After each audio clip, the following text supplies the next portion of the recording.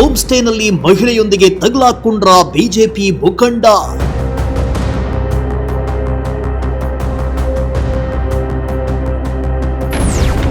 BJP ಮುಖಂಡನ ಮೇಲೆ ಹಲ್ಲೆ ಮಾಡಿದ ಗ್ರಾಮಸ್ಥರು.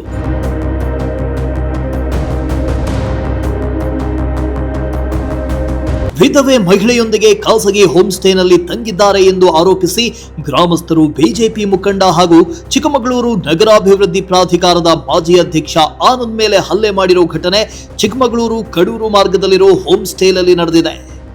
ಬಿಜೆಪಿ ಮುಖಂಡನ ಮೇಲೆ ಹಲ್ಲೆ ಮಾಡಿರೋ ವಿಡಿಯೋ ಇದೀಗ ವೈರಲ್ ಆಗಿದೆ.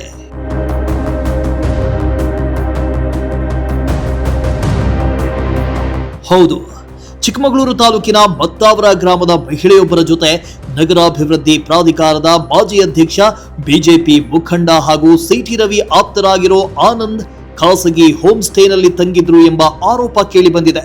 ಈ ಬಗ್ಗೆ ಮಹಿಳೆಯ ಗ್ರಾಮವಾಗಿರೋ ಮತ್ತಾವರ ಗ್ರಾಮಸ್ಥರಿಗೆ ಗೊತ್ತಾಗಿದ್ದು, ಮತ್ತಾವರ ಗ್ರಾಮದ ಜನರು ಖಾಸಗಿ ಹೋಮ್ ಸ್ಟೇ ಮೇಲೆ ಏಕಾಏಕಿ ದಾಳಿ ಮಾಡಿ ಒಂದೊಂದು ಕೊಠಡಿಯನ್ನು ಬಿಡದೆ ಜಾಲಾಡಿದ್ರು.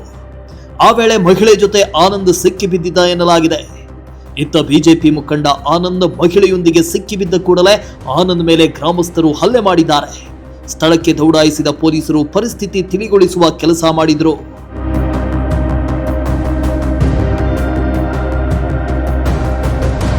ಸದ್ಯ ಈ ಸಂಬಂಧ ಯಾರೂ ದೂರು ನೀಡದ ಹಿನ್ನೆಲೆಯಲ್ಲಿ ಪೊಲೀಸ್ ಠಾಣೆಯಲ್ಲಿ ಯಾವುದೇ ದೂರು ದಾಖಲಾಗಿಲ್ಲ.